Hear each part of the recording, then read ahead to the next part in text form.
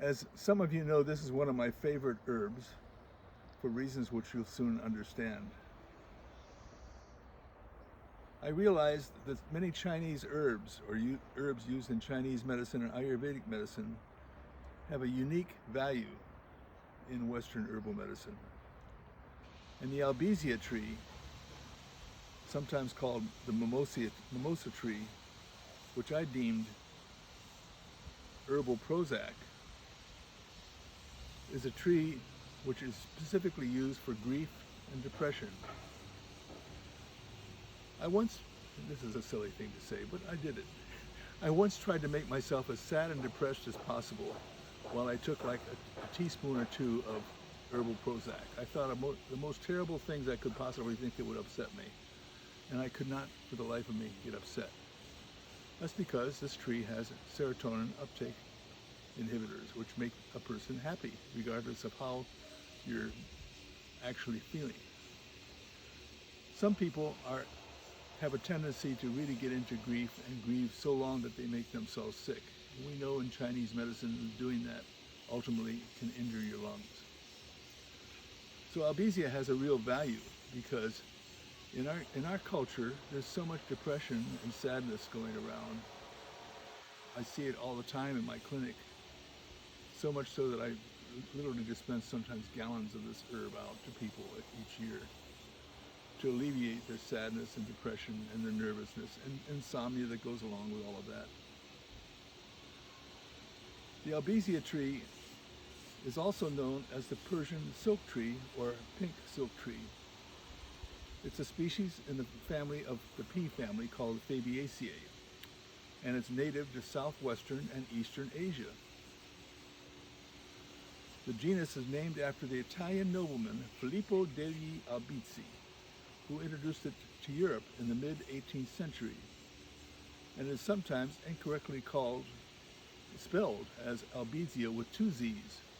But get this, please, all of you, including me, who has spelled it with two Z's. It's only spelled with one Z when you describe the plant.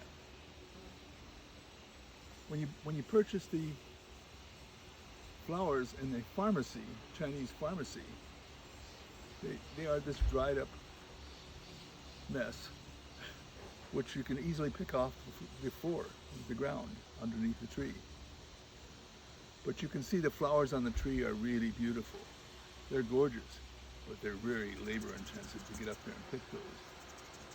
I don't know which is better, the dried ones, because in some cases that is true, or the fresh ones. I have a suspicion that the fresh flowers are better. So we actually go up on the tree and pick these flowers, and however labor intensive it is, to make our extract of the flower of Albizia. The flower of Albizia is called He Huan Hua. The term Hua in Chinese means flowers. And it's used to lift the spirits. It's neutral and goes to the heart and liver. It's a sedative and tranquilizer and a carminative. It's used for insomnia, palpitations due to anxiety and anger, and the sense of fullness and sensation of qi in the chest for qi stagnation. It contains saponins, which are the sudsy things when you put them in water and boil them, and tannins. And the dose in Chinese medicine is standard, 3 to 9 grams daily. The bark is sometimes considered to be even stronger than the flowers, although I love the flowers in the sense of lifting the spirit. The bark is more grounding, and it's called He Huan Pi, Pi meaning bark. It is also sweet and neutral. The term neutral in Chinese medicine means that it balances yin and yang. It also goes to the heart and liver, and it is also sedative.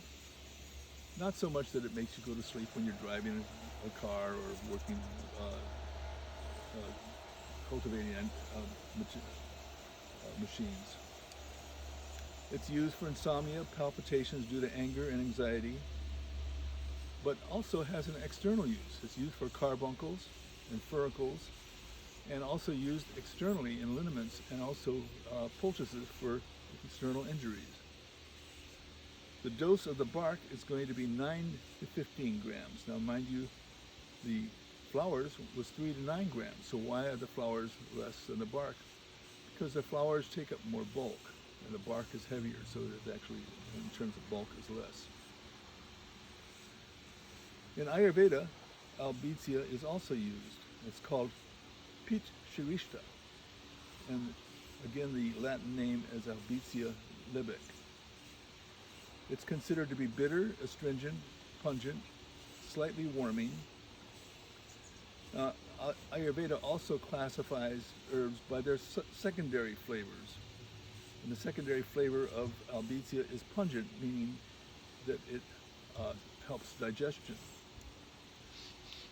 The benefits are to breathing and clearing toxins from the head, and it prevents skin problems.